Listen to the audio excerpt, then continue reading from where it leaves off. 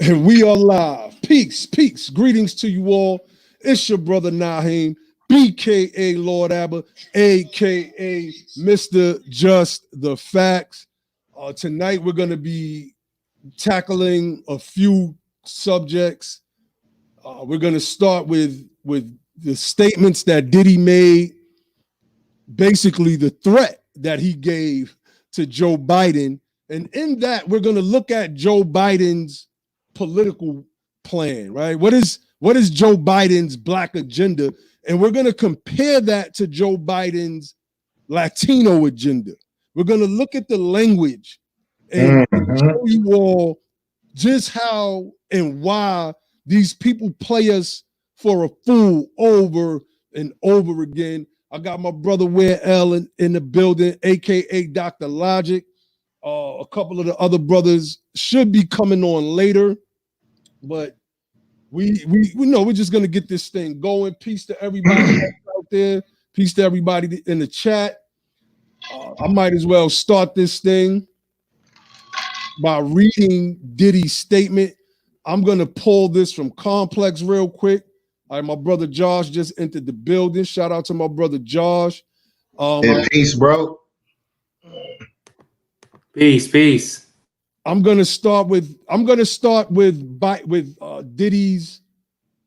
All right, wait. Before I get in, first and foremost, I definitely want to give a shout out to everybody suffering and dealing with the coronavirus, and particularly the everyday ills that we go through. With if this coronavirus didn't hit, we are already a plagued people in America in the first place.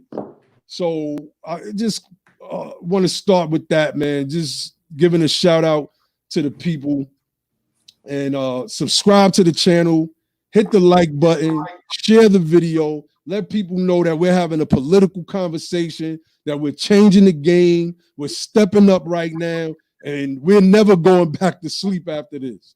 So let's get into Diddy's. I want to get into Diddy's comments real quick, and Diddy's comments is going to set the stage for us, right, and give us an understanding of what he means. And then we're going to look at Joe Biden's plan, his black agenda, show you just how weak it is, and compare that with the Latino or Hispanic agenda. So we're reading from Complex. And it says this. It says, the black vote is not going to be free, Diddy said. We're going to have to see some promises. What are we getting in return for our vote? Nothing has changed for Black America. In order for us to vote for Joe Biden, we can't be taken for granted like we always are because we're supposed to be Democrats or because people are afraid of Trump. Diddy went on to tell Campbell he thinks black voters should treat this situation as a business transaction.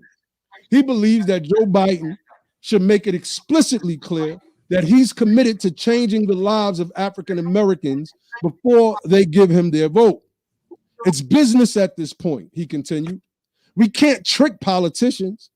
So we want to know very clearly, just like Trump made it clear that he wanted to build a wall, Biden needs to make it clear that he wants to change the lives and quality of life for Black and brown people, or he won't get the vote.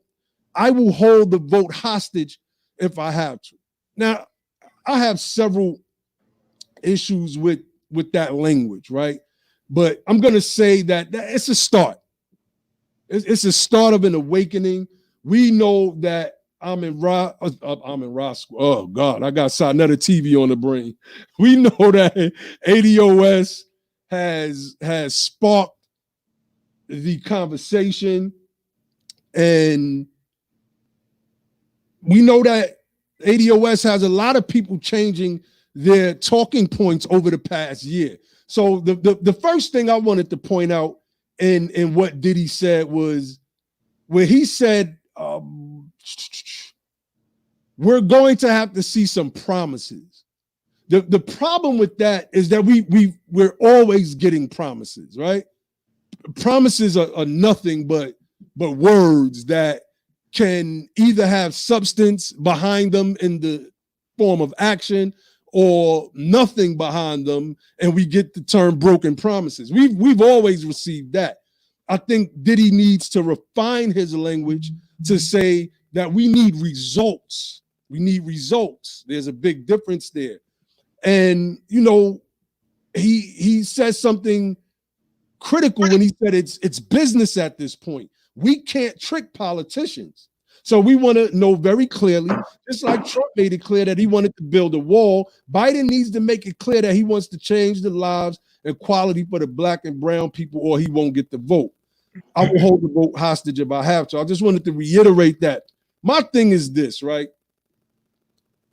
We have people who are advocating for the Latino vote, and we take nothing away from our Hispanic brothers and sisters in the United States of America, our fellow citizens, right? But there are already policy prescriptions in place for that group. There are already solutions for that group. There are already promises and fulfilled promises to that group, while our people keep getting the shaft over and over again. So if I had to direct my message at Diddy, I would say that the Congressional Black Caucus doesn't focus on us. The Hispanic Caucus focuses on them. They are specific with the things that they want for themselves and their constituents. The Congressional Black Caucus puts more focus on them than they put on themselves. So Hispanic people have the CBC fighting for them, and they have the Hispanic Caucus or the Latin Caucus, I forget the exact name, fighting for them as well. We need to focus on us right now, because as soon as you throw in brown people or you say people of color, they say, oh, we have a plan for that. Not knowing that these code words, brown and people of color, is just another way for them to slide in class-based objectives, class-based policies that in the end X us out. They sound good on paper. They sound good when you're sitting there reading it to people who don't know any better, right? Diddy and T.I. and the rest of these brothers, they're not versed in political jargon. This is why we're listening to political scientists like Yvette Carnell and the breakdowns that Brother Tone of the ADOS movement is giving. This is why we listen to them. So I want some commentary from our brothers on what they've heard from, or excuse me, what they think about Diddy's demand that he gave to Joe Biden. Brother Ware L, you can start us off, brother. Oh, okay. Well, when I heard that, I heard it after it was said through social media and whatnot. I don't particularly listen to entertainers when they speak of politics. However, I believe in his right to speak on whatever he feels is an important issue. I believe that's every citizen's right to do so, right? But what I think he was getting at was offering a political consequence, as Huey P. Newton put it, with like the black community needs to be able to offer a political consequence in order to get the type of results politically that we want. So that language that you talked about, saying that if we don't get a promise, right, then he's going to hold the black vote hostage. I think two things about it. One, I think that I understand where he's coming from. I have a problem with the language holding the black vote hostage. I think he is taking himself a tad bit too seriously when he says that. I don't think he has the social or political clout to hold the entire black vote hostage. He may not vote, but I think he should probably align himself with others who have put their and have had their feet in the fire, the political fire that is, and been pushing the needle, moving the needle, and been fighting for us for a while. Diddy is like he just woke up to this realization quite recently, particularly with the Byron Allen case, and he's been, kind of full steam ahead. And I appreciate his efforts, but I think they need to be refined, and rooted in some real political awareness, so that when he's asked the hard questions, he has some realistic answers that make sense for Black people.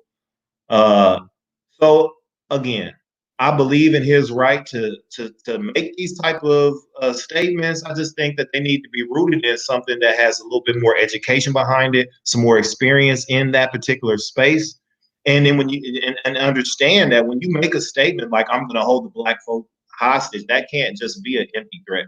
You have to have some type of connectivity to the people, to them grassroots, that you can really execute that consequence. You can call that threat or that promise in, whatever you want to look at it as. You can say, look, if you want to be that guy, Puff, you got to really like be full throated about that thing. And that takes a lot of different things. It takes awareness, it takes commitment, a large sacrifice. And I think being built by establishment capital, like he's been built on establishment capital, and he's been like a left wing loyalist for a decade or two. So I commend him for, I think what he has already said with that particular statement is risky in and of itself. It embodies a certain degree of risk. But like I said, if you're gonna step out there like that, you need to be prepared and to go all the way with it. And that's really my opinion on his statement. Definitely. Brother Josh, jump in, brother. Yeah, I'm in agreement, pretty much, but I just want to say, I feel like Diddy, he went a certain. I'm happy that he's at the place where he's at. You can't really force anybody or kind of make kind of a demand or have certain expectations. I really didn't have any expectations of him to be where he's at now. So for him to be there, that's cool. However, like, you can't just put your toe in it now, because you got two sides of this thing. You got the sides of like the political establishment, the Black talking heads, who are already going in on him. They already don't like where he's at. They already don't like that statement, because what it does is it creates some uncertainty around the quote unquote Black vote. The Black talking heads in the political establishment are the ones who are kind of propped up by like white media networks or establishment networks. Their job is to kind of be the Negro whisperer and to to do things that may turn out the Black vote for Democrats. And when you speak and say, no, we want something in exchange for our vote, we want an agenda, or else we're not going to give you the vote. What that's doing is to say, wait a minute, slow down, don't give the vote. And when you do that, it's making it hard. It's making the job for those talking heads much harder. It's making it like they're not really doing their job, or they have to do a much harder job now to counteract that. And also and I understand from a certain standpoint, an additional danger behind that. And that is, when you say, okay, we don't need to vote based on party lines. We need to vote based on agenda. That's good. But what agenda are you talking about? Because if you don't say that, then you open up the door for people like Candace Owens and those ilk to come in and swoop in to be able to bring what they have to say to the table, because you're not giving people what they should be demanding. So what you need to do is, and then of course he's making some of our people who have been making these demands for a Black agenda, who have been talking about reparations for the longest. I mean, he's kind of like, yo, having us say reparations. And Yvette Carnell talked about this, and Antonio Moore also. So I mean, they made a lot of sense of it. But basically, when you make that, when you don't go all the way with it, you're gonna make both sides. So what you should do is you should just come on one side or the other. Okay, you've been on the other side, now you coming over this side. So go hard over here. Say, no, we're not giving. We demanded reparations. You want the Black vote? You come with a serious Black agenda, and you go to ADOS101.com, and look up Black Agenda on there. I mean, we've done that. We've gone through that on this show. We can do it again. We're probably gonna do it in the future. And he could just run down some of those talking points. And he could, I mean, of course, reparations. He got to come and say that. So, but one thing I do want to say, and this is again what is, I agree with Yvette. What he also is going to have to do to be taken seriously, not by just us, but by those who supported him and propped him up and gave him his platform, especially in white media and on the left. And he's going to have to come back and clarify some things. Some things I think he needs to clarify. He needs to clarify his position on bootstrapperism and the aspirational type of positive pull yourself up type of mentality that he promoted throughout the years. So he's going to have to clean a lot of that language up. He's going to come back, because how does it look as you a billionaire, or not a billionaire, but he's close. He's way up there. How does it look as you a person for all these years pretty much telling us that we got to do it on our own? We can do it on our own. Capital, access to capital is not a problem. But then now you're going to turn around and say, well, hold up. It really is. So I like the step that he took when he during the Comcast case, when he came out and said, look, Comcast is locking us out. I'm at the top, and I'm telling you, they gave me a network. They're not letting me make money. I like that space with him, because that's the angle he can come at. Look, I can't speak for everybody else at the bottom, but I can speak for my lane, which is I'm at the top of Black wealth. So I'm experiencing a situation where I have a ceiling that's lower than a white person that's in business. Look at all these white channels. You don't lock them out of markets like that. So I like that angle from him. But to be the face of reparations, man, you got to come with it. You got to come correct. And it just doesn't really make sense right now. So that's what I'm saying. Look, this is what we're going to do. I want to get into some of Joe Biden's Black agenda, because what Diddy said was a direct challenge to Joe Biden. And so I want to get into some of this, and I really, because I definitely want y'all's commentary as we go along. So, but I want to do a comparison. I don't know. Let me just tell the people, this was a show that we did kind of last minute. I wasn't sure we was going to do the show. So everybody, I just was like, all right, let's do the show. So I caught everybody else off guard. So that's on me. And so we didn't structure the show. Before I go, I want to give shout outs to people that gave us donations in the super chat. Darnell Henderson and Old Head Deuce. Peace, brother, Old Head Deuce. He's becoming a regular on the channel. Shout out to you, brother. All right, so we're going to get into, and I want to say one more thing. Shout out to everybody that's watching on Facebook. For whatever reason, I cannot see y'all's comments on Facebook, so I can't put them up on the screen. So all I see is the YouTube comments. Yeah, so please go to the YouTube. Go to the YouTube link. Yeah, so if y'all want to put some comments on so that I can read them, and so I could throw them up on the screen, go to the YouTube link so that I can see y'all's comments, because I just can't see them from Facebook right now. So let's get into some of the policy that Joe Biden, because what Biden and his people is going to respond to Diddy with is, oh, we have a Black agenda. Just go to joebiden.com. Right? So let's go to joebiden.com. Let me share my screen real quick. Hold on one second. I had it pulled up too. Okay, cool. Because this is really interesting here, right? Now, let's start from the top. This is highlights. And if these are the highlights, I don't want to even know what the lowlights are, but I don't want to lead anybody's conclusion. So let me start. Highlights from Joe Biden's Black agenda for the highlights from Joe Biden's agenda for the Black community.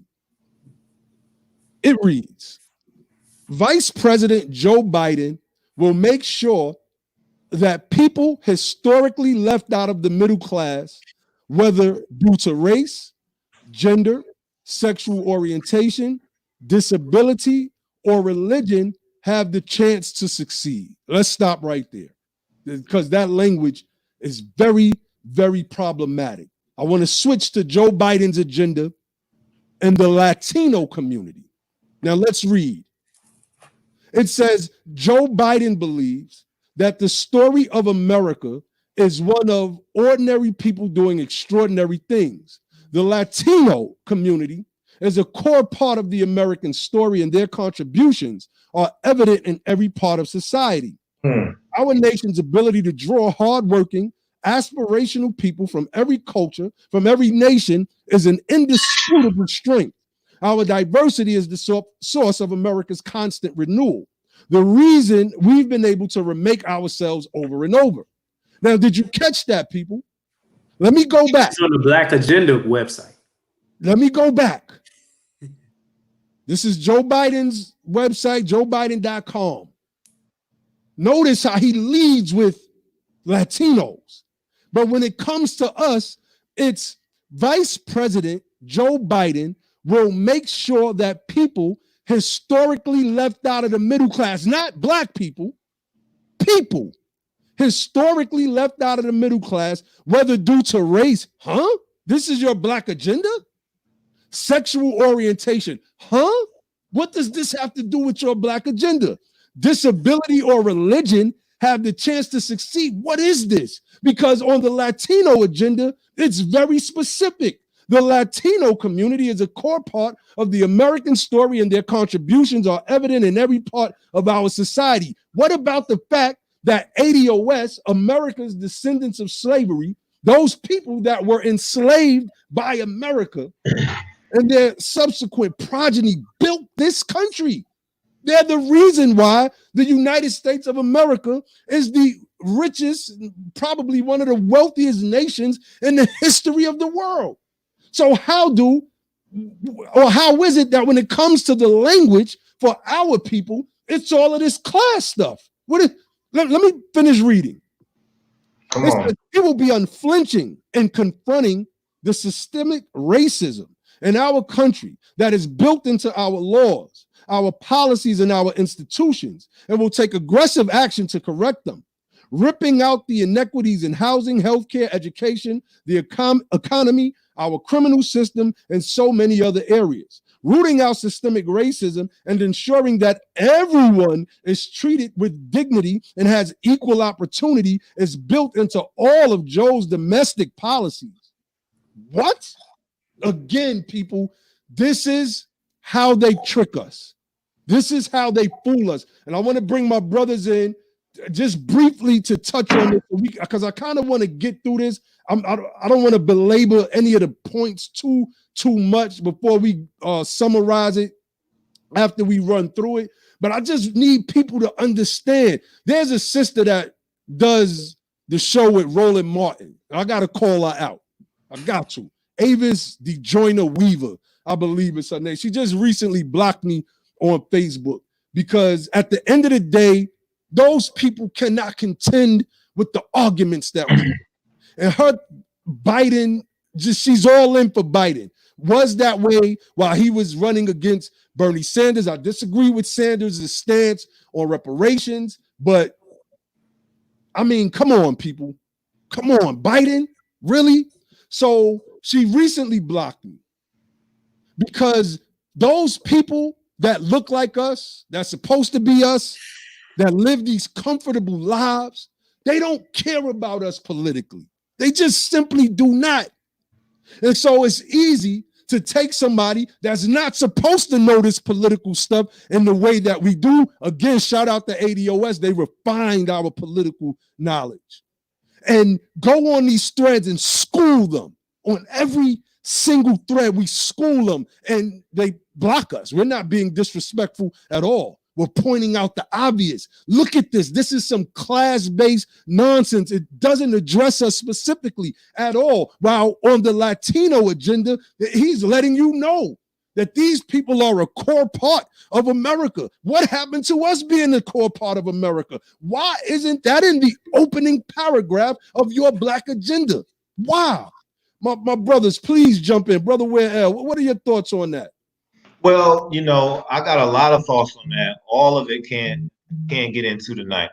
But what I will say about Joe Biden is that, I mean, I don't know where the black community has been for the past year and a half or so, but we shouldn't even be considering Joe Biden as a viable candidate at all. So much information has been put out on how he doesn't make any sense for Black support. So I don't even know how we come to the place where we are even thinking about voting for Joe Biden. It doesn't make any sense. But when we talking about what we're bringing forth tonight on how he had no problem, and for one, he didn't write this, right? Somebody in his camp wrote this for him, and it's just a product of the left machine. The Democrat machine has blatantly, if this right here, they've been telling us this over and over throughout the last couple of years, that they are throwing away the ADOS constituency for this new brown coalition that they have. Wait They a don't minute. care about. Let me say real quick. Remember, during the debates, one of the debates, when asked about reparations for African Americans, those of us who descend from American slavery, Joe Biden's direct response to that question was that we need to be putting our focus on the Latinos. We need to invest in the Latinos because Latinos are the future of America. Almost verbatim, this is what this man said. Now, if you could pull up this comment from Shamika Andrews, I think this really kind of frames everything that we're seeing from Joe Biden. And it's based on Biden's agenda. He wants to make Hispanics white right before our eyes. And that's exactly what's going on. He is giving them a path to whiteness and helping to solidify and cement ADOS as a permanent bottom caste. That's what we always have been. And if you haven't been paying attention, great educators like Antonio Moore and Yvette have already been showing us and telling the public that government picks and chooses the winners and the losers. And they have historically chosen and picked ADOS to be the losers. And they're showing you another prime example of this again, right in front of our face. So I understand where Sean Combs is coming from, but it has to be rooted into some realness, some real education, some real political it has to be rooted in something that is more than just an emotional reaction to feeling left out, right? We need to understand the wealth data. We need to understand the political agenda that all Black folks are going to benefit from and coalesce around this collective uplift. And if we don't have that, and what I really wanted to say in regards to this is we have to really talk about this whole Black identity. And I'm so glad that Yvette and Tone have brought this ADOS identity to the forefront, because we got to stop using that, because everyone benefits off that identity but us. We the only ones that don't get up to benefit off the Black identity. The Hispanics come over here. You got Fat Joe talking about we Black too. Everybody gets to benefit off the labor and the work and the blood and the lives and the souls of Black folks in America, the Black folks. And the Hispanics come over here and say, oh, we Black too. But then they can have all these Hispanic specific agendas and these Hispanic and Latino and Latin specific policies that benefit only them, not the people that they saying, oh, we're Black too. Anything that they advocate for as a collective ain't for no Black folks. So I don't want to hear Fat Joe talking about, oh, I'm Black. I don't care nothing about that. When y'all come together as Puerto Ricans, y'all doing stuff for Puerto Ricans, not Black folks in America, not ADOS. So I don't want to hear none of that. We need to coalesce around the political identity and understand the difference between being ADOS and being what people refer to as Black, and the whole fight for people in the media and saying that, I have to prove that I'm Black enough, and all these immigrants saying I'm Black too. We need to understand that. What does that mean? When we say you're not black enough, it don't got nothing to do with your pigmentation. We're talking about contextualizing that in history, in lineage, and your narrative ain't like ours. You're not black like us because you let me haven't get the job experienced. real quick because I kind of want to run through that article of those two agendas. I'm not gonna, like I said, we're not gonna really belabor those points, but we're trying to show you all and give you all a heads up of what's gonna happen in response to Diddy's threat. You know, we have to call it what it is. It's a threat, and we'll see how real that threat is in the future. But if they try to use this black agenda on Joe Biden's website, if you're not trained to understand it, it's gonna sound real good. Brother Josh, go in, brother. Yes, it's always, it's a con, man. The people of color thing and black, they say black and brown. That's a con. All these cons, Joe Biden is so familiar with those because keep in mind, Joe Biden has been a U.S. senator since 1973. He was a U.S. senator from 1973 all the way to 2009, and then he became vice president. And in that time period, there was a lot of, if you're familiar with the history, under Richard Nixon, there was a lot of, after Lyndon B. Johnson, Richard Nixon actually played on a lot of pissed off white people that we got civil rights because they were thinking that, well, we need rights too. We need something too, because they were thinking that we were going to get something beneficial. Well, really, we got a little bit, but we didn't get reparations. There was a lot of people that were pushing for reparations. So Joe Biden has been around, U.S. politics at the congressional level long enough to know the politics of knowing what needs to be done, knowing the climate of that time, the sentiment, and all of the ills that we suffered then and that carry on to today. So he's not stupid. So when he says people of color and doing stuff for everybody and black and brown folks, he's knowingly making that con. He's knowingly not giving us an agenda. And if you bring up some of the points on Joe Biden's black agenda, things like I'm just want to share real quick. Let me just share real quick here. Let's see this right here.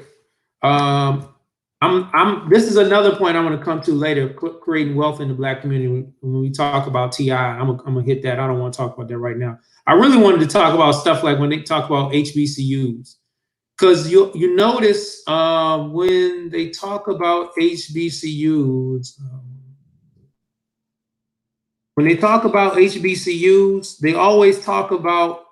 they always slide some tricky language in there. I don't have it right now, but you know what I'm talking about. Definitely. Look, let's run through it real quick.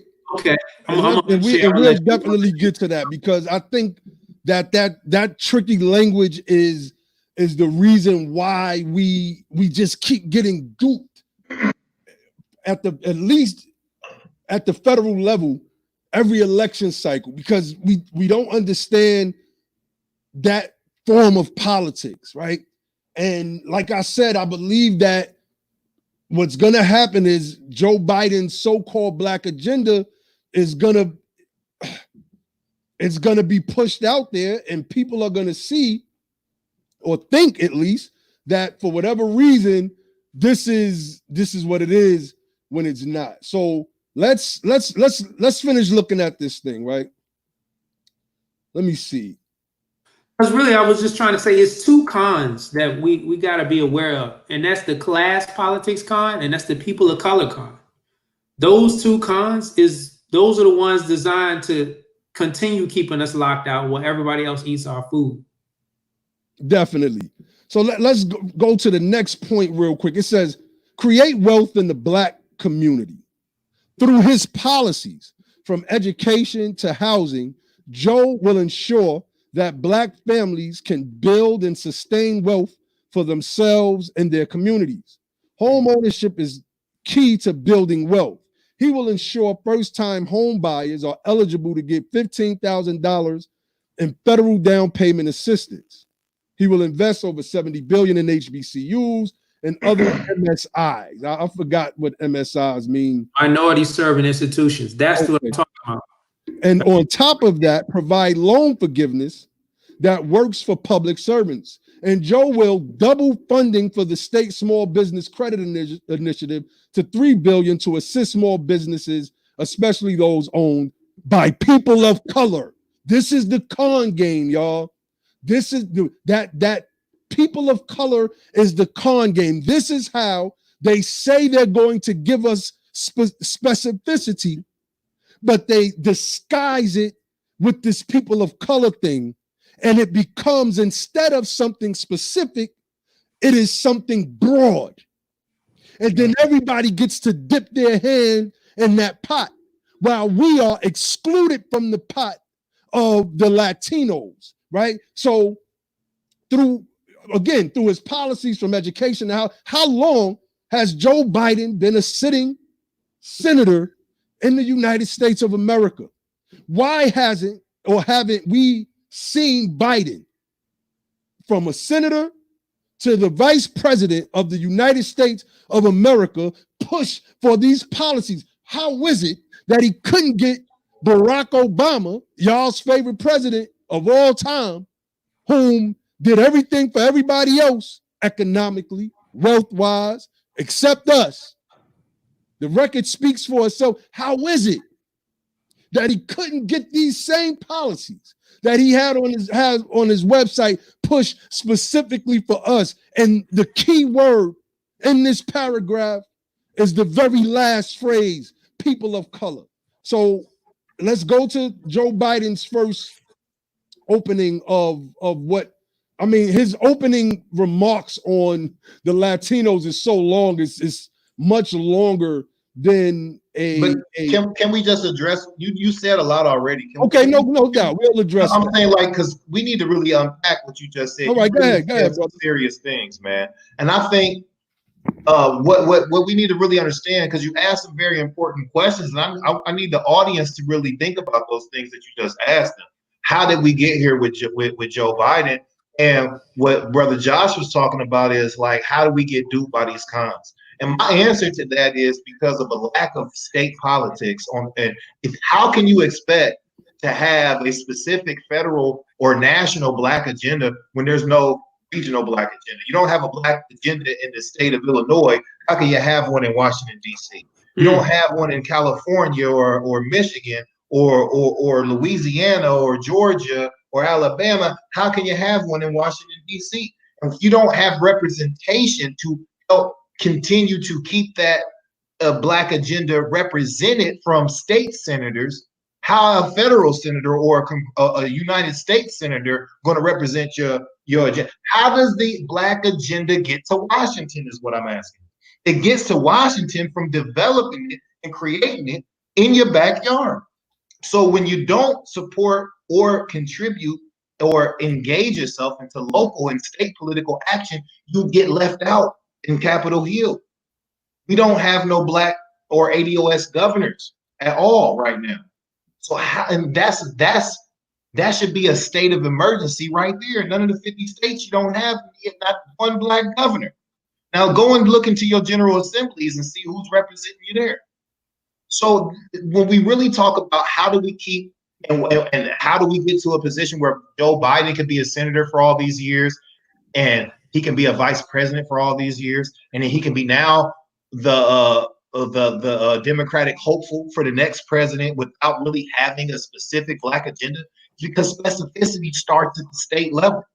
Specificity starts at the state level. If you look at the DREAM Act, if you look at how gay marriage was moved to the national level in this country, it was state by state. The DREAM Act and the immigrant movement, and the result of them getting all these different incentives and privileges without even being citizens started state by state. So if we are serious about a Black agenda, it's going to have to start state by state. So I wanted to just kind of frame that before we moved on. Definitely. Brother Josh, you wanted to add on?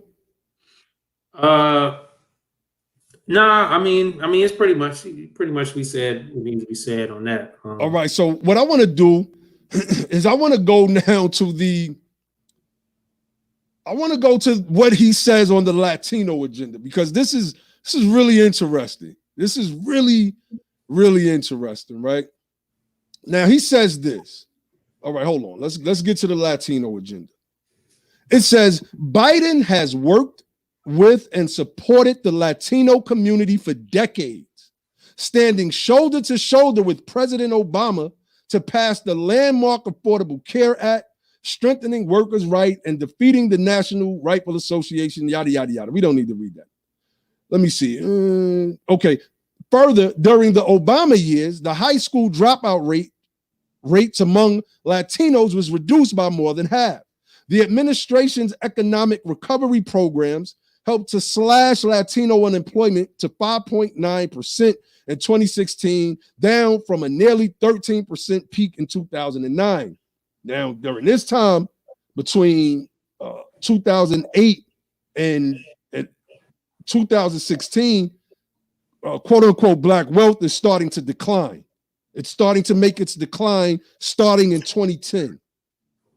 It says, and Biden led the administration's Central America strategy, securing $750 million to invest in the security and prosperity of El Salvador's, Guatemala, and Honduras, so fewer families would ever have to make the unforgiving journey north. They were investing in other countries, family, while you got our people poor over here, committing crimes out of desperation, not able to enjoy this American life, so much so that it is causing mental issues among our people. The rise of suicides over the past 10 to 15 years among our people is spiking. That we used to say suicide was a white people thing. Not anymore. Not anymore. We got to pay attention to what's going on, family. These people are trying to box us out. They invested $750 million in El Salvador, Guatemala, and Honduras so the people wouldn't have to come over here. They made life better for them in their own countries than they did for us. Think about that, family. Let me read. It says Joe Biden knows the Latino community and they know him. He will be ready on day one to implement the changes needed for the Latino community to thrive. Biden is running for president to restore the soul of the nation and rebuild the middle class so that this time everyone comes along as president. He will, and it talks about the the rest of his, but just from day one, Joe Biden knows the Latino community and they know him. He will be ready on day one to implement the changes needed for the Latino community to thrive. He said that on the debate stage, family. He said that. He said that when asked, I got to reiterate, about reparations for African Americans, his direct response to that question was, the Latinos, we got immigrants. They're the future. Yeah, the immigrants are the future of our country, and we have to invest in them.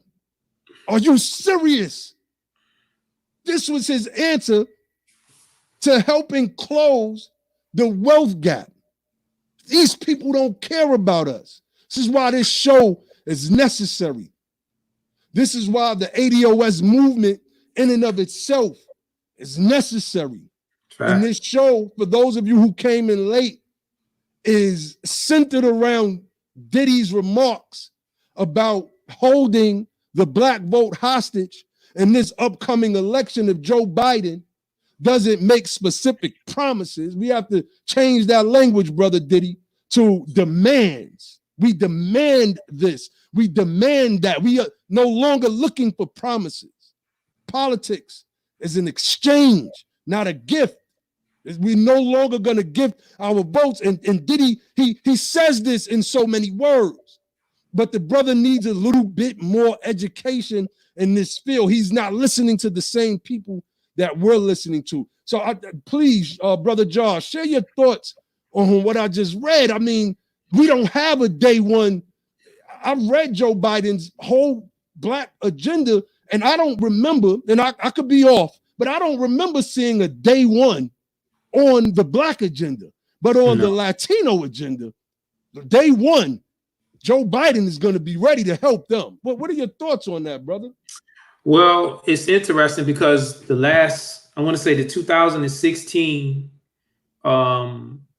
2016 election, we voted Democrat. I want to say something around 90%. And I think I got the Latino voting statistics up here. I think where is it? I got the Latino voting statistics. Here we go. Hillary Clinton won the Latino vote, but fell below 2012 support for Obama. So here we see Latinos voted for Clinton, 66% rate, for Obama, 71 and 67% rate. But we were way over 90%. So you would think that, we would get priority with the policy. And, Bernie Sanders was Joe Biden's main opponent in the Democratic primary. Bernie Sanders tailored his whole campaign pretty much around getting the Latino vote, thinking he was going to use that to win California and Texas. And he ended up losing because Joe Biden got the black vote in South Carolina, and that just changed the whole game. And who was in South Carolina that really catered for him? Clyburn. And so what happens is now with Joe Biden's black agenda, what he's going to do is actually he's going to push the same talking points in the same policy that's supposed to be recasted or rebranded as reparations. There's a Washington Post article I read some months back, and I think Yvette even did a whole show on it. It was about the 10-20-30 plan of Jim Clyburn and how they use basically investing money into certain counties with the poorest people, and they rebranded that as reparations. But then when you break it down and you go and look at the counties that they're invested in, you find it's like rural Rust Belt type of counties. My laptop's already died. Rust Belt type counties, places where it's like hardly none of us even at. So our reparations through the 10-20-30 plan is going to redneck country or something like that. And that money that was supposed to be rebranded as reparations is actually going to some rural white area. And how in the hell is that supposed to be going on? So I would say, these are serious problems. So because if you go on the website and you talk about how he's going to reinvest in black folks, he's talking about the 10-20-30 plan. That's the same thing. So how they're talking about the 10-20-30 plan? Anytime they mention Clyburn, that's his policy.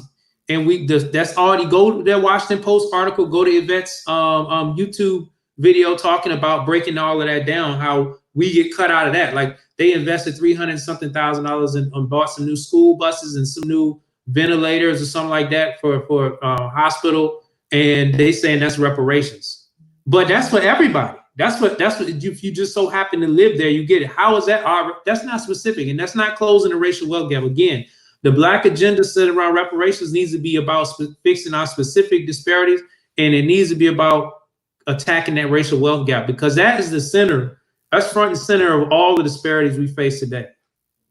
Definitely. Brother Ware L, please chime in on that, because that investing all his money in other countries and Joe Biden, he's talking about as soon as I get in office, I'm taking off on day one on Latino issues, although the black vote is the reason why I am the presumptive nominee right now, because Bernie just suspended his campaign. He didn't end it. So we still have to call him the presumptive nominee. I mean, break that down, brother. How does that work? Well, I think that type of politics, it's attraction due to the lack of, and I'm only speaking in the context of ADOS because that's all that matters when we talk. We talk about ADOS, right? What we need to do. So I want to talk about a couple things. I want to bring back what you mentioned that people might have let slip out of their mind. And when you read that, part of what Biden's agenda was what he was going to do nationally with the SBA, right? The Small Business Association, and how he was going to have that a national agenda and how he was going to have that go to the states. Without state ADOS political presence, we're going to lose. We're not going to never see none of that, because anything that happens federally gets kicked to the states. So the president of the national president of the SBA, they can have whatever type of appropriations in mind that they want. As soon as they kick that to the state's going to do what they want to do with it. So if we don't have the type of people that we need in the positions we need them in, we'll never see none of that. And that's the work we got to do in our backyard to make sure that we are watching for that to trickle down. And when it does happen to land, that we're there to receive it. And when we receive it, we're there to manage it, watch it, be administered, and make sure that it goes where it needs to go. Right? So that's a part of the problem. It's not just oversight and whatnot. It's the absence of actual ADOSness in positions that matter on the state and local level. Because that thing, it's a process. Once something happens nationally, it's not just magic. It don't just take an effect everywhere for everybody. It has to be filtered through a political process that goes to the states and down to all the local localities politically, right? So that's that part. We have to keep that in the forefront of our thinking.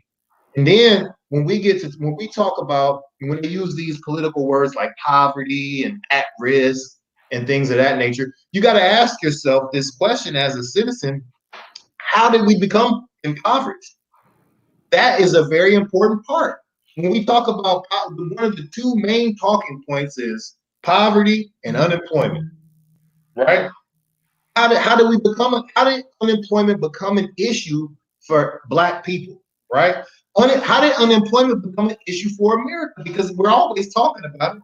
Unemployment was first brought up as a national discussion after abolition happened.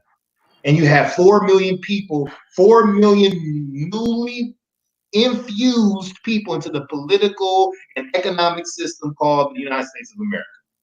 And they needed to know, okay, how people are looking for employment, because they was working for free for centuries before that. So now they didn't have jobs, and then they penalized us for not having jobs after they just sent us out there. They came up with the Vagrancy Act and all kind of other subsequent laws that we call neo-slavery that ended up forcing us back into slave conditions. And that's why reparations is needed, right? So we have always been fighting for proper and full employment. We've been paying taxes in this country. So when they say that, you got to say, well, look, if we're going to talk about unemployment and we're going to talk about poverty, that brings on the issue of poverty, right? Because the lack of employment produces the poverty conditions. So if we're going to talk about the lack of employment in the impoverished conditions, how did all of that happen? And why is reparations important? How does it tie in? Because we're poor because of how they've done us in this country. And without reparations repairing that damage, we will never have the employment capabilities. We will never have the wealth stability that we need to access all of America like we've been trying to do since we got off of the slave plantation. And if you're and going back to my initial statement about Blackness, if that's not your narrative, then you can't relate to what I'm talking about. Because if you came from somewhere else, that's not your story. Your story isn't getting off the slave plantation, not knowing where your next job was going to be, and then being penalized for not having a job. That's not your story. Your story is not. It's just not it. So it's a very specific thing, and that's the reason why we have a very specific history, and that's the reason why we need specific policies to repair that. And what you do get to do, if that's not your story, is you get to support. You know, you get to fight with us. You get to be our mouthpiece, our echo chamber. That's what you get to do, because if it wasn't for people that we descend from, you wouldn't even be able to be over here. You know, you go back into history, there was no people coming over here partly because you said, well, they didn't let them over here. but there was no people coming over here like that to go to a country where we were getting enslaved. Nobody was coming over here to be enslaved. People weren't necessarily coming over here to access Jim Crow. They weren't, No, right, and it was actually our destruction that opened the gates for these foreigners to come in. There's a comment in the chat from Vincent Tools, and this is very historical. What he said the U.S. government used and destroyed the Black community to fund wars in Nicaragua. It's time to break bread and do right by us. What he's talking about is the crack epidemic. That's right. And the CIA, the CIA during the Reagan administration openly admitted that they were working with the Contras of Nicaragua to supply weapons and allow them to mule and funnel and just bring boatloads of cocaine into the inner cities in America. This is documented, actual history, and our people, like I said, government picks and chooses the winners and the losers, and they chose us to eat that. And wait. Let me say, yes, right? We paid for it. We paid for it twice. We paid for it in the street, and we paid for it with our tax dollars. So we funded. That's right. Money operations to go and kill us. That's the look. Think about this, y'all. Think about this. America funded. They basically funded these places that were, and it seemed like an exchange for bringing drugs into our country that helped destroy our communities. At the same time, America has turned around and then funded these very countries to help them live better. Come on now. Yo, people, we gotta wake up. We gotta wake up, man. This is craziness that's going on right now. And when we say America funded, we talking about us. Like that's exactly. Right. We funded us. We funded America to go bring cocaine over here so we could sell it to crack, and then so we can sell it to each other in our community. And then not only that, then they go and change the laws up, institute the war on drugs, and change the laws, incarceration laws, and go and put our people in jail. We fund that too. With our tax dollars. And then they tell you when you demand your tax dollars, and when you demand that your tax dollars actually do something for you, they'll tell you that you're begging. That's right. But they'll take your tax dollars and actually support entire foreign countries. They'll give $50 billion annually to Israel. And when Israel don't do nothing for America, they don't do anything for America. And they'll tell you when you demand something, they'll tell you something as crazy as during this COVID-19 health emergency that receiving a stimulus check is a handout. When all of the money is that the government possesses is from the taxpayers. That's our money in the first damn place. So how is it a handout? We fund the government. How are we asking or begging for anything? We created the government as a citizen body, and we tell the government what to do. Facts. We need to understand that. Josh, great. Josh, go in, and then we're gonna go into T.I.'s response. Oh, have I been quarantined too long or something? What's going on? T.I.'s. I was reading Diddy and T.I. at the same time. So that came out wrong, y'all. I ain't sitting around zoning about breasts or nothing like that. Yeah. I didn't want to say. I just wanted to say, ahead, brother. When we talk about reparations, understand if we funding $50 billion a year to Israel, understand that is reparations. The biggest reparations in history was the creation of Israel. Understand that. Think about it. And the Holocaust didn't happen in America. Facts. Huh? And the Holocaust didn't take place in America. Yeah. But we paying for it. I mean, I'm not necessarily for or against. I'm not going to speak on whether I'm for or against Israel as a state. I'll say it. I'm against Israel. And me too. I'll raise my hand. When they start doing right by the people who built this country, I don't give a damn about what they do for Israel. I don't care about that. Facts. Facts. All right. So we want to get into the brother Reggie from Boston is a brother that's with the ADOS movement, very sharp, intelligent brother. And the NAACP had a live stream with Ed Gordon. And I forget what Ed Gordon used to do. I don't even remember if he was with the NAACP. I can't just, his face is just one of those familiar faces. Like I said, we threw this show together last minute, so I didn't have the time to really look in his background. But he was a BET or something. He was a BET pro. I was gonna say that. So I want to play Ed Gordon's. I want to play. Hold on. All right, I can't do that right now. Hold on. I want to play Brother Reggie because what he did was called into this show. And I want you all to hear, and I hope the audio comes out good. I don't like the audio when we're doing the live stream. So I hope that the audio comes out good. So I'm gonna do a screen share real quick. And this video, this is coming from Twitter.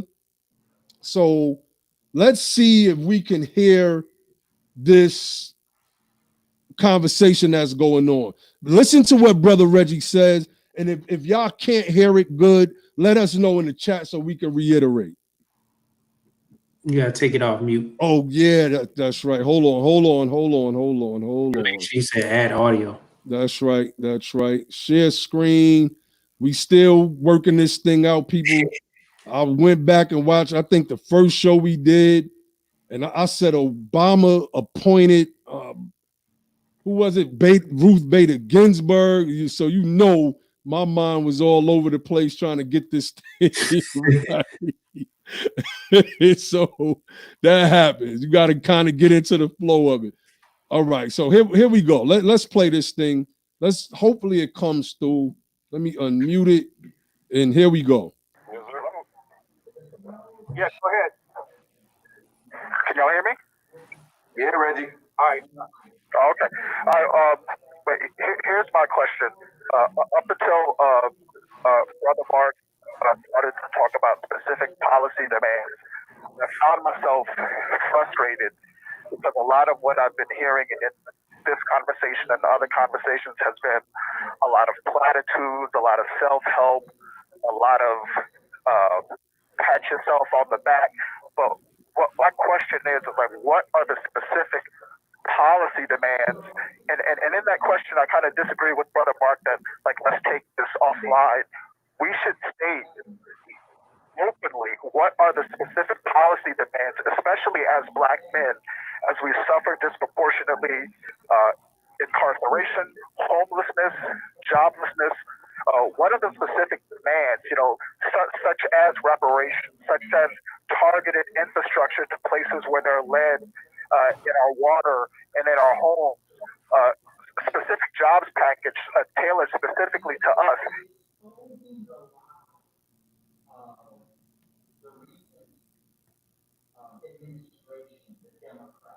And I would like each person on the panel, and even the moderator as well, what are the specific policy demands that we are holding our politicians to? Say. All right, thank you, Reggie. Let me just say to Reggie. All right, that was one. All right, now we want to get to the response that T.I. gave, right? So basically, Brother Reggie, basically what Brother Reggie was saying was, we're tired of these repetitive platitudes, the things that you guys always tell us all the time, year after year, some of which we highlight in Joe Biden's Black Agenda earlier from his website. So let's get to T.I.'s response. Let me see. Let me go back to my Twitter feed because I thought his response was just absolutely horrible. All right, let's blow that up. Let's get to T.I.'s response. Brother Reggie is basically saying we're tired of these self-help bootstrapperism responses. And peep what T.I. turns around and does. This is why we don't need celebrities in this space right now if they're not knowledgeable. These people just sound good because we're used to listening to them entertain us. And so we think that these people know what they are talking about and they don't. So let's hear T.I.'s response. Time out of our day, you know what I'm saying? Collectively and individually, you know, put our mind together, think about how we could. Let me bring that back. Let me bring that back. And we took the time. He said we took the time out of our day. What? That right there just. But I said, let me listen. And then I see everybody just laughing. Why is that funny? You're holding a town hall, a virtual town hall. Why is this something that is funny? We took the time out of our day to address you peasants. That was the way I took it, but that's my opinion. Let me let the video play. You know what I'm saying? Collectively and individually, you know, put our mind together, think about how we could navigate our communities to a better place. And we're not looking for your dollar of approval, Reggie. You dig what I'm saying? If you don't like what we doing, if you have any disagreement with it, I suggest to you, you simply be the change you want to see. Period. Absolutely. We doing the best we can. And there's some And real you truth should be in doing the that. best you can. The idea of somebody else being a change agent, that's, you know, and that's, we all have the power to do that. And as opposed to just getting, I understand his frustration. I have that frustration to a degree. So okay, so y'all see that, right? We took the time out of our day, Brother Reggie. And if you don't like what it is that we're doing, Brother Reggie, you should be the change that you want to see, Brother Reggie. Wait a minute. This goes right back into rugged individualism. That I made it. I'm a rapper.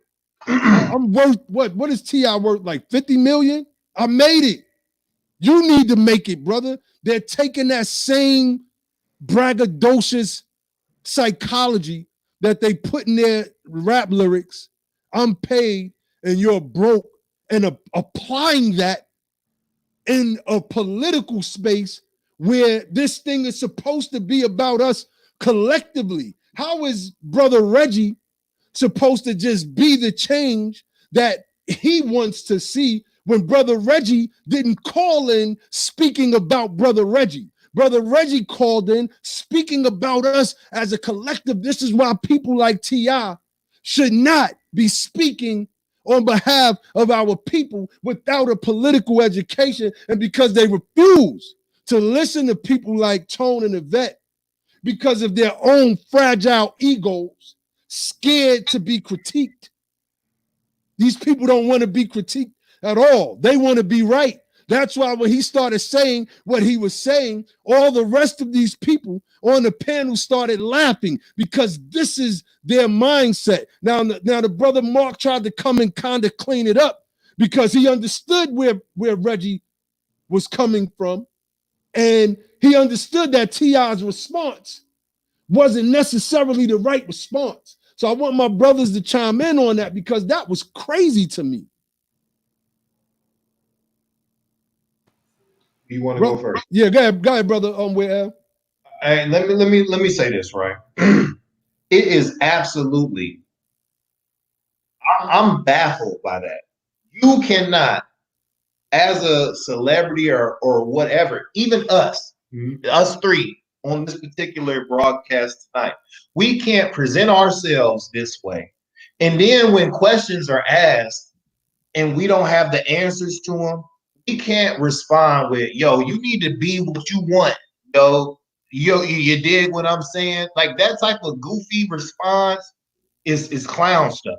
He disqualified himself from being on that panel in that moment right there. If you presented yourself to the public with that forum and opened yourself up for questions, right? So when this brother came to you and asked you a legitimate question, your answer was, be what you asking me about.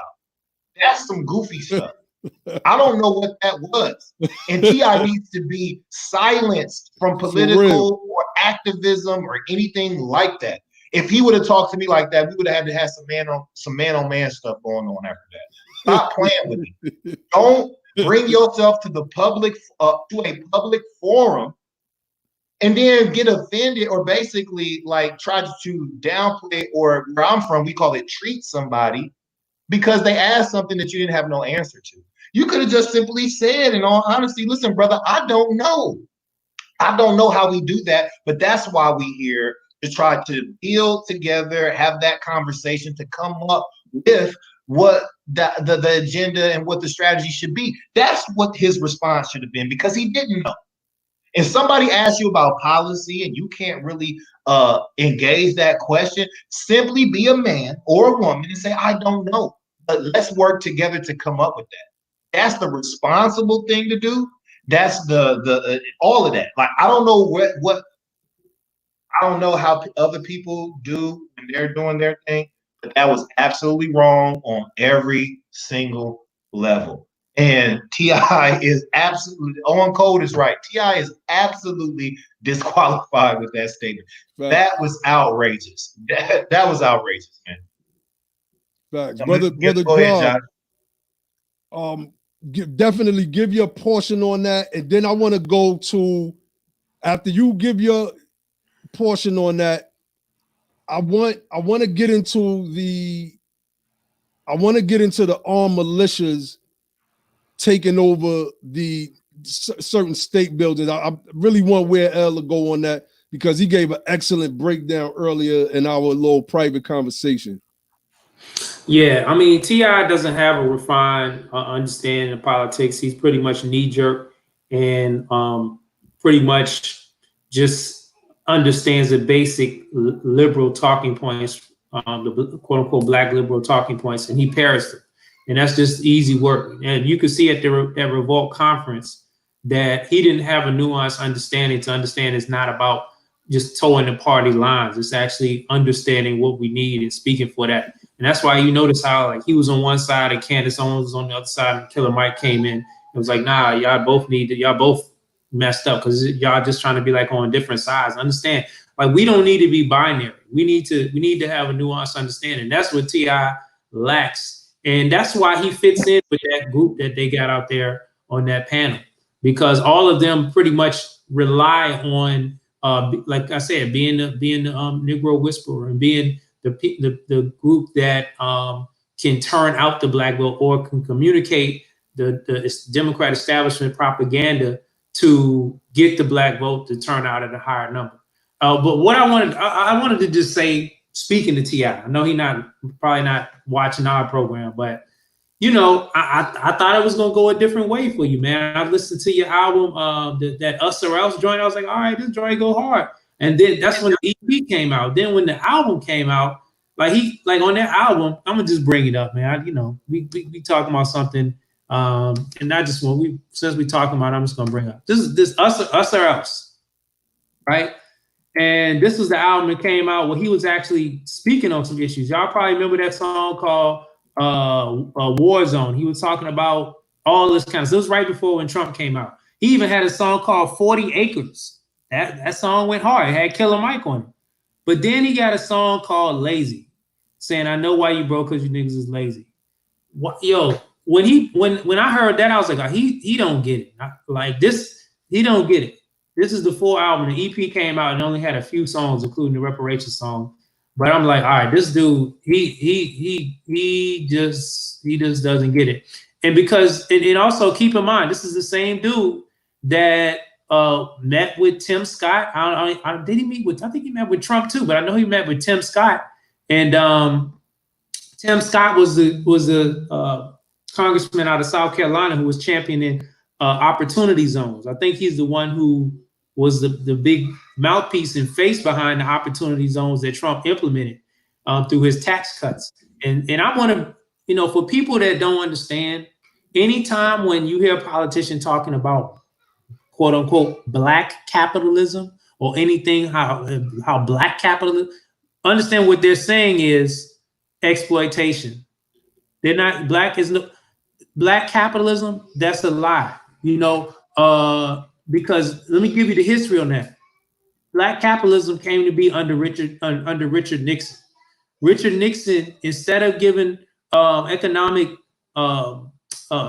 policy that would reparations or anything significant, he played on the notion of black power, co-opted it, and he put it into a black capitalism program which included no capital and included no money in this program. I'm not going to go in too much, but I just want to. This is a article we cited before, but you can see. I'm gonna just read these 2 paragraphs right here. While the generation of white Americans had gained wealth through discriminatory government-sponsored credit subsidies for student and mortgage loans, Mr. Nixon pointed blacks to the free market and wished them luck.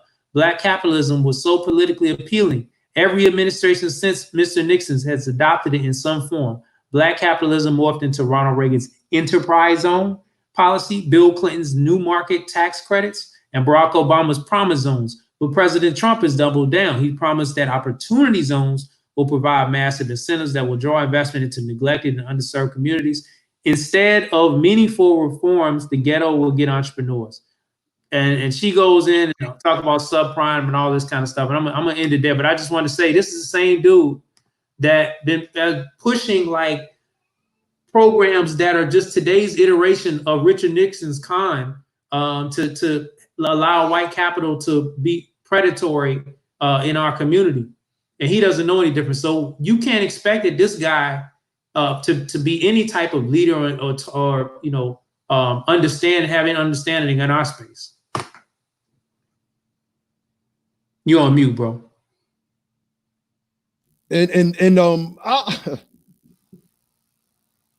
I was debating with the brother Kingface, and if you don't know who Kingface is, he's a Haitian American that talks down on our people, like that track that brother Josh mentioned on T.I.'s album Lazy. He believes that we're lazy, that we're not go-getters. And I went on Sarnetta's show. I absolutely schooled him.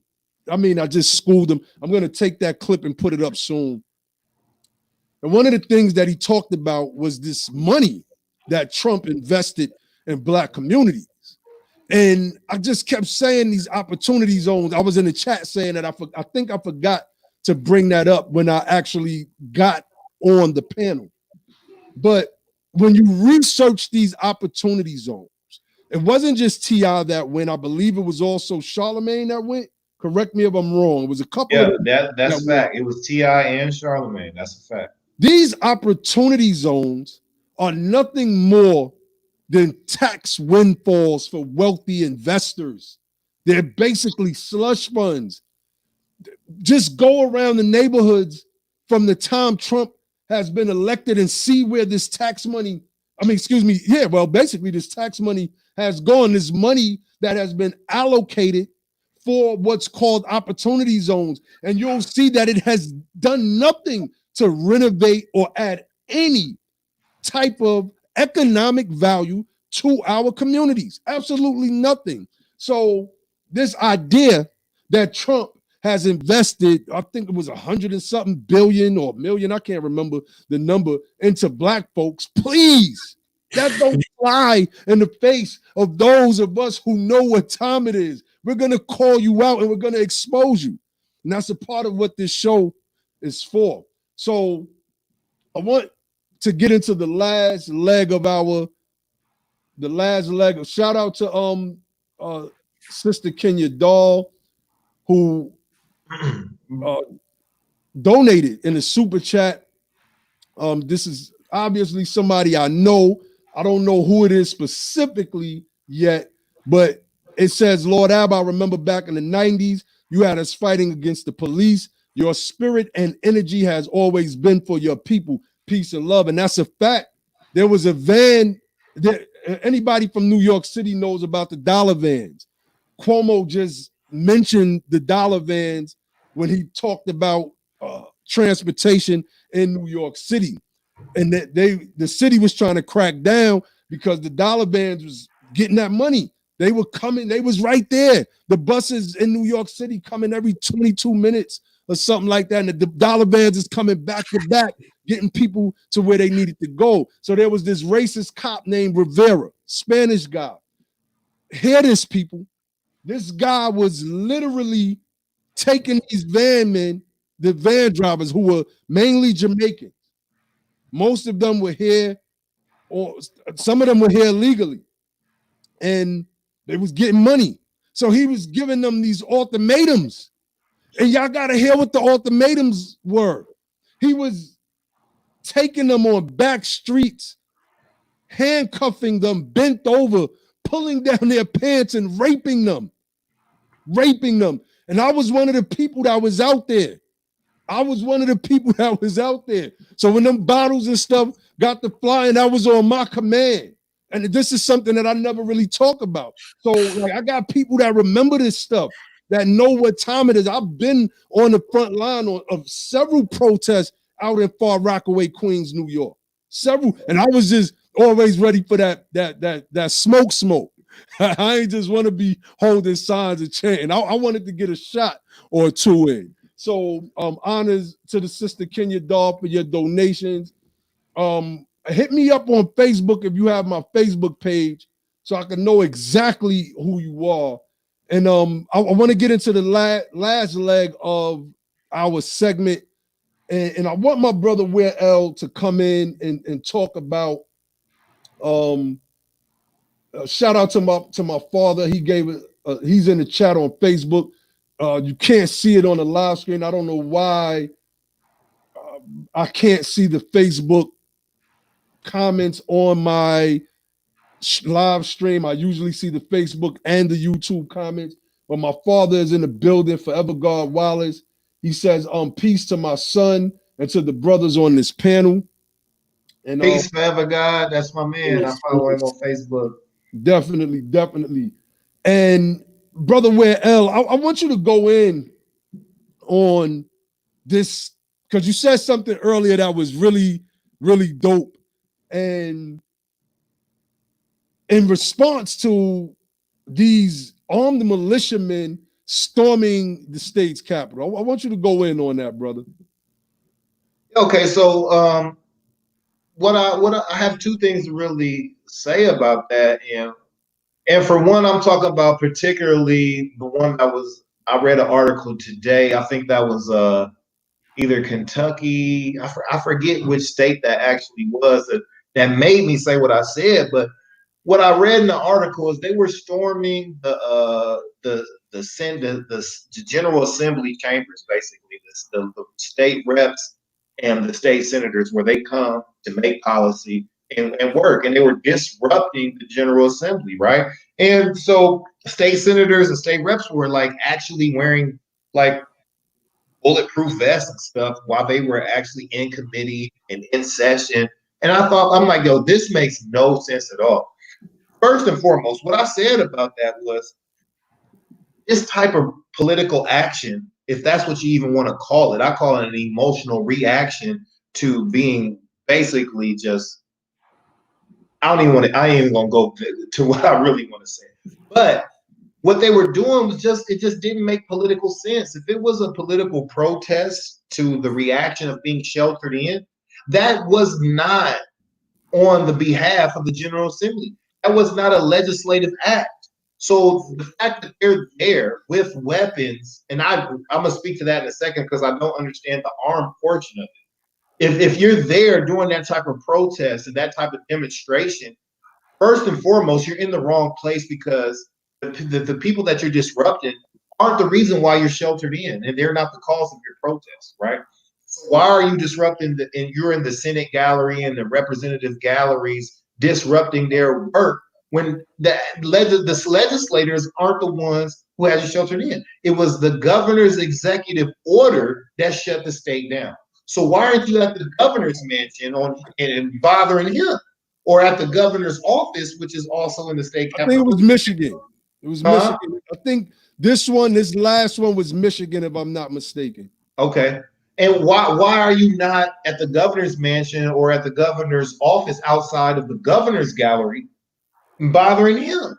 Why are you? Because it doesn't make any sense. And so unlike the Black Panthers who went to the Capitol building, who were demonstrating their political activism in a response to police brutality and outright being murdered in the streets by law enforcement. So them making a political statement with being armed as a response to violence makes sense. But to show up to the state capitol with AR-15s and AK-47s and being armed, talking about your Second Amendment over something that was not a violent act on you makes no sense at all. Like, I don't understand why you came to the Capitol armed. And there was nothing in the sheltered in policy or order that was taking away your weapons or being violent against the citizens. It made no sense at all. It was a gathering of a bunch of radical nuts, and they should have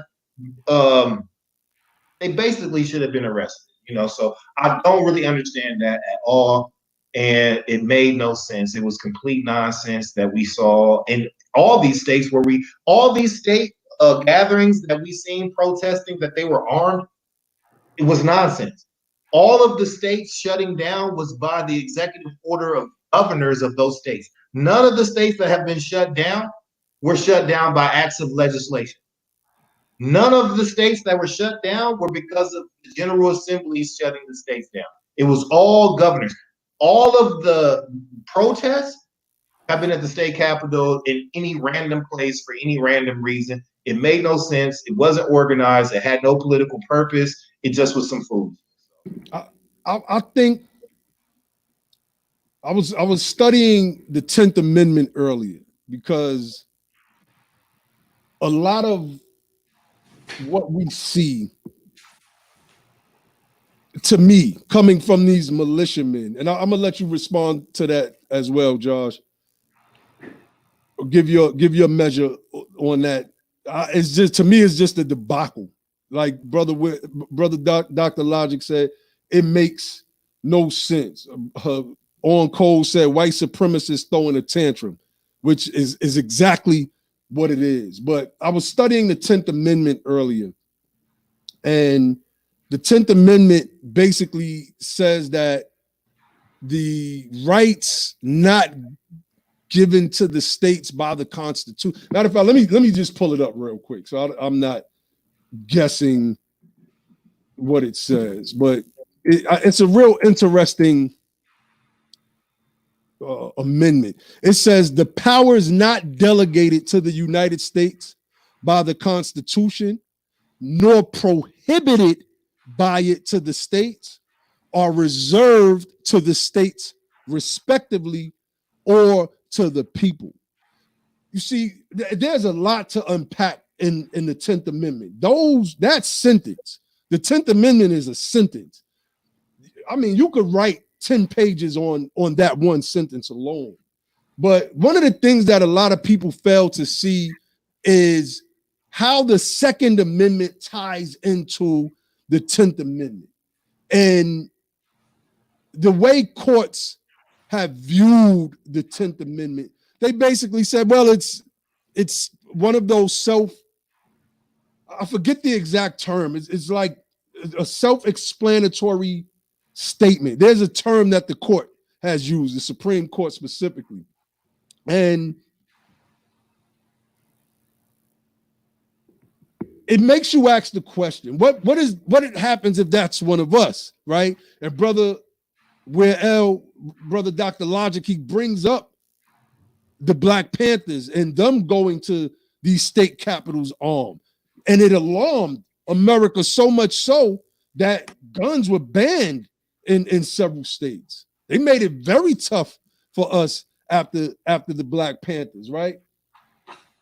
It shows that the issue of not just race in America, but our race, our racial makeup in America is always going to be an issue.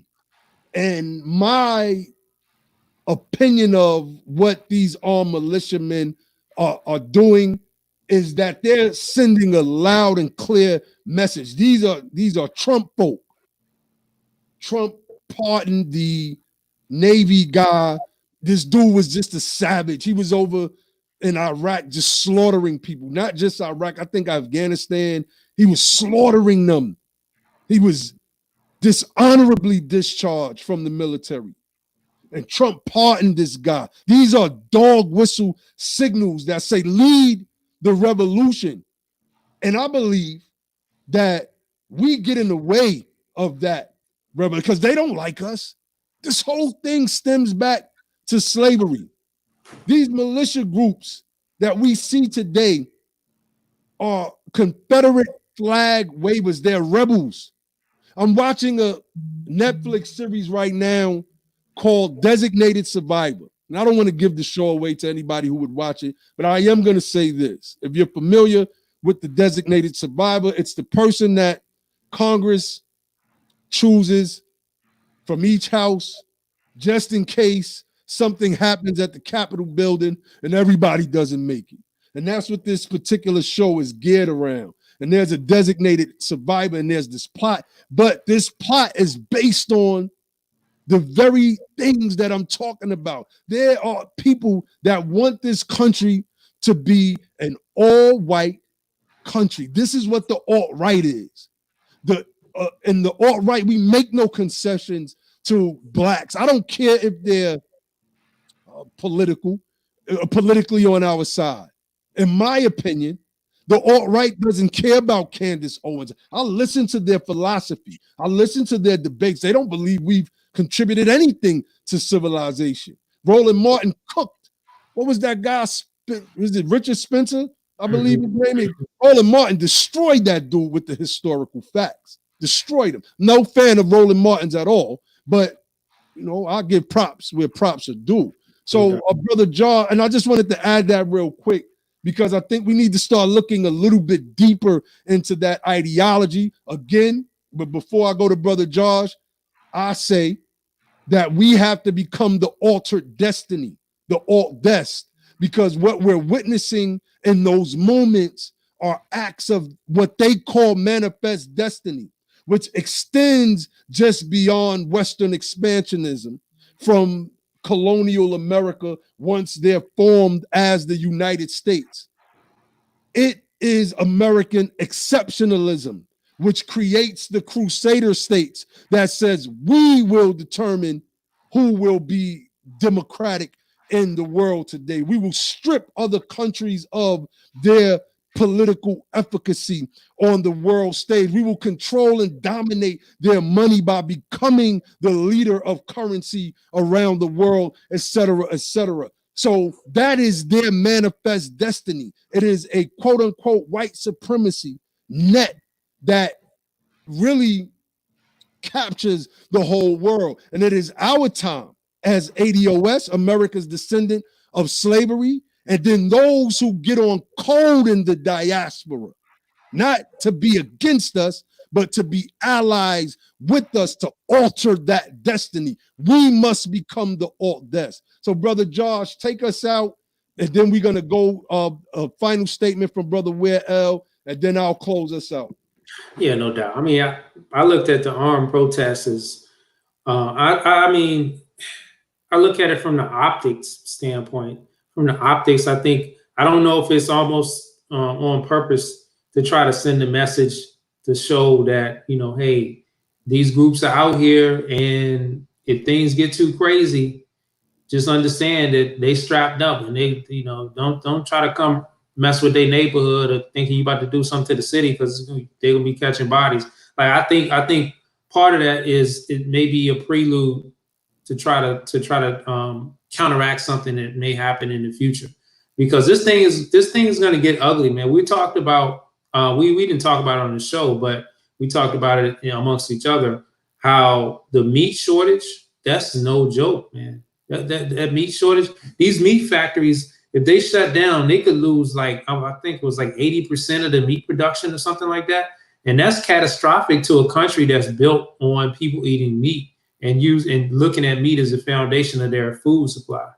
And if things come down to it, you know, that's why you got a lot of them strapped up. You know, we already know that middle black family worth $1,700. I was looking up a Glock 19. It was like $600 some. And I was like, yo, we're not getting that right now. So, but imagine if the middle white family is worth 117,000, 140,000, something like that. How many Glock 19s can they get? How many ARs can they get? All kind of stuff. And then so I think I look at it from that standpoint. And I just wanted to end with this too, because I saw, and this is kind of off topic. I hope y'all don't mind if I veer just okay, brother. But let me just share this. This is a post I made the other day, and it was talking about let me see. It was talking about COVID-19 is ravaging one of the wealthiest Black counties. And I was talking about, it's interesting when we say what a wealthy Black county is, because when you go and look it up compared to surrounding counties, you wouldn't call that wealthy at all. PG County, you can't call that wealthy when you compare it to Montgomery County or Fairfax County, which is all these counties are majority white counties. In their surrounding counties in the DMV area. These are in Virginia and Maryland, respectively.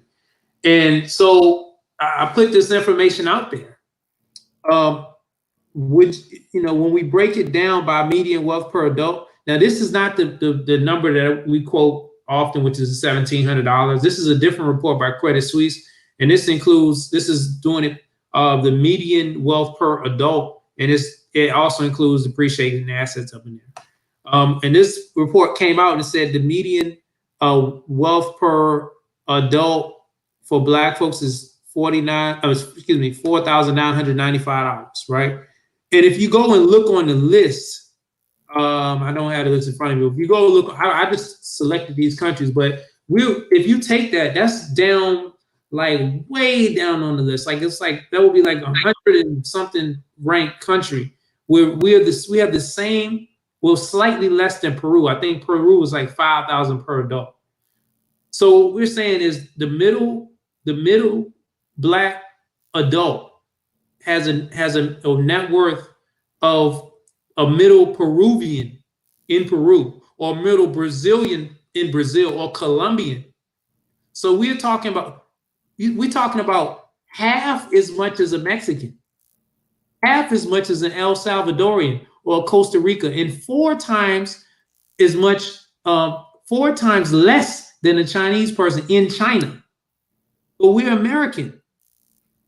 So I just wanted to bring that point up, because a lot of times when we're out here and we don't understand our position, and then when a crisis happens, we're wondering like, why are we suffering, disproportionately on all fronts, including being able to have the money to buy a gun. It's because how can somebody that is, come over here in America and think they can do something? And this also what I want to say.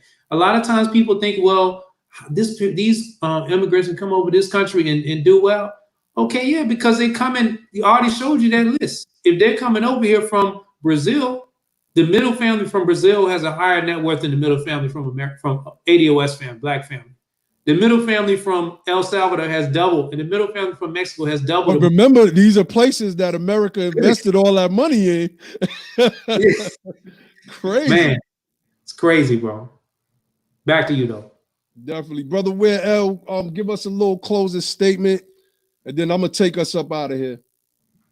Absolutely. I would love for you to actually bring up, if you could scroll up just a little bit, I would like to close out with Vincent Tools made 2 comments that I think are profound for this moment. I'm going to read them while you're finding them.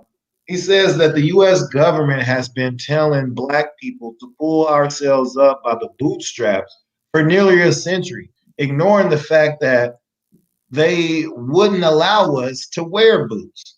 We came out of bondage barefoot. How does that work? And I really think that captures what Brother Reggie was trying to convey to that panel that disrespected them the way they did. Basically, led by Tip Harris, and then everybody else kind of like laughed at the brother. I thought that was absolutely ignorant and disrespectful. Because if the response that T.I. gave to him was be the change that you want to see. And if it was that easy, we wouldn't even be having this conversation in the first damn place. If we could just magically wake up and be the change that we wanted to see, what would we be? Why would y'all be having that panel? And why would we be talking to you in the first place? It doesn't make any sense. Everybody can come to America and get government support and undergirding, from the Irish to the Jewish to the Italians, everybody. But the people who built America, whenever they say, you know what, the government need to do something for us too, we told be the change that you want to be. That is the most ignorant statement that can be made when addressing ADOS, when we talking about what needs to happen and how the government should respond to our concerns and our needs.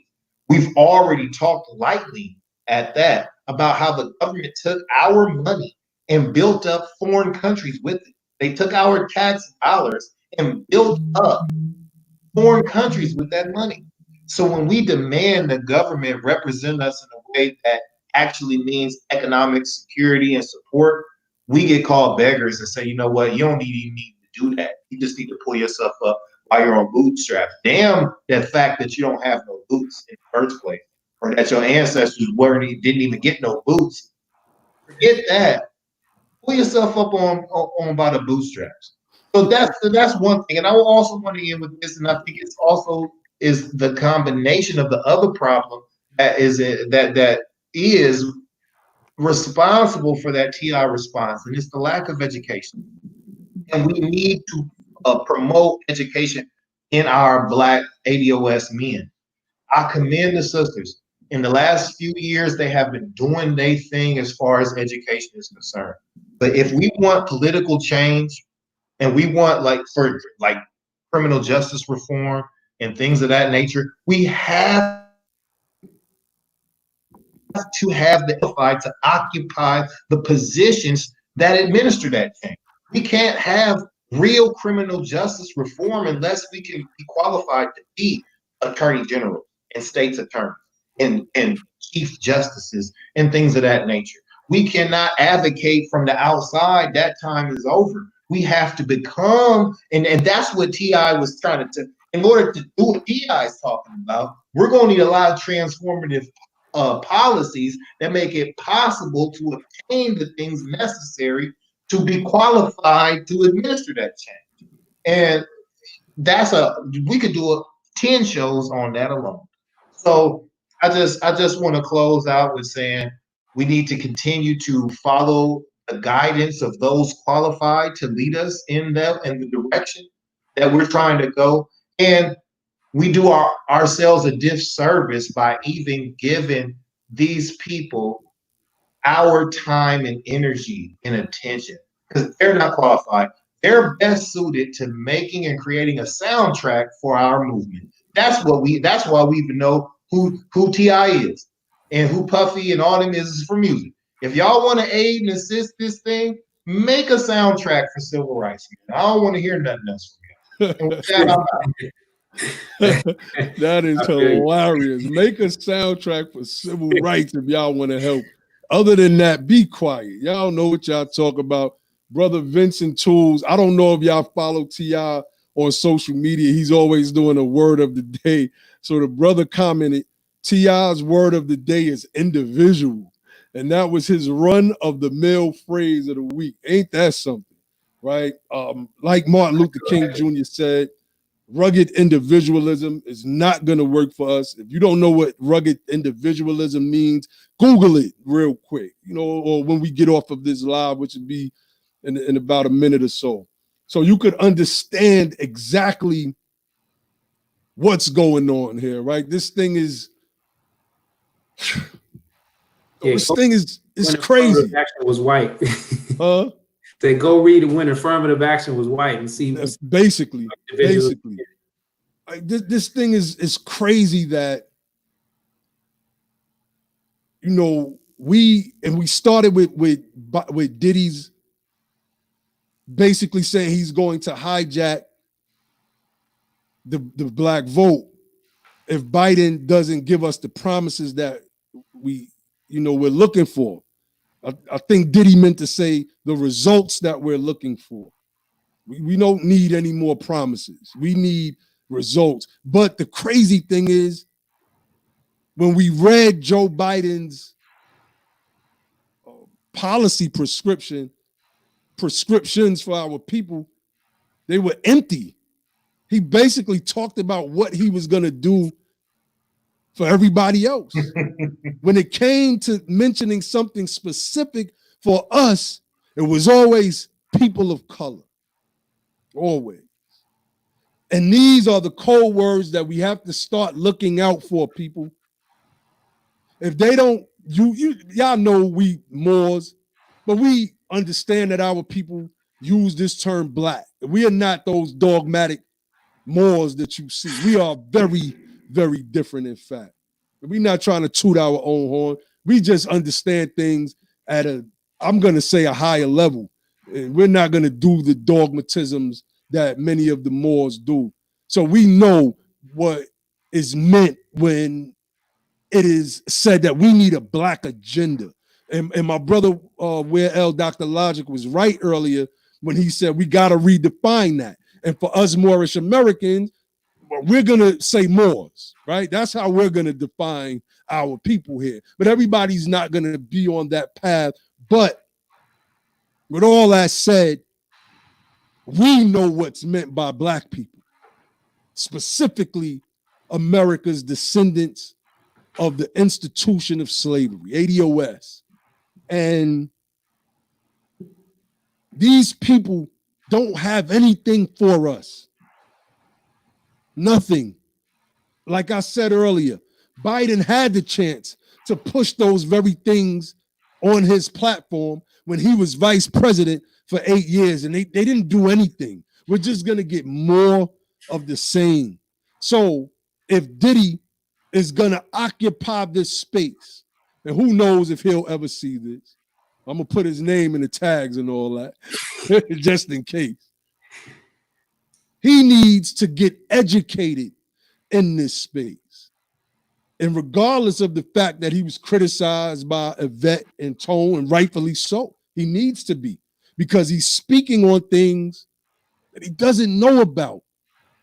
And you have a large following that follows you, and they think that what you're saying is correct, and it's not. But it can be. It can be correct if you just get the proper political education. Then you could be, as our platform is dedicated to, the power to make the change that's needed for our people. Because Diddy, like my brother Dr., I believe it was Dr. Logic or my brother Josh said earlier, you seen that with all of your money, brother, with all of your money, you still getting the shaft by this super corporation called Comcast, who just went to the Supreme Court to fight against our Civil Rights Act of 1866. And the NAACP wasn't there for us. They were not there. That's a great point. That's a great point. Where were they? So this same panel that laughed at Brother Reggie, while Brother Reggie was supporting Byron Allen's fight in the Supreme Court and Diddy's for our Civil Rights Act, were absent, but they were there for DACA and immigration. I need you all to see the rules. Yo, you about to make me want to go do a whole other show just based off what you said, man. Man, that just made me upset. We have to see the rules now. People that's following this channel, wake up. This is the political education that we all needed, and we're here. We're here now, and we're not stopping. We're steamrolling our way through this thing. Again, don't just focus on fighting the power. It is time for us to start focusing on becoming the power.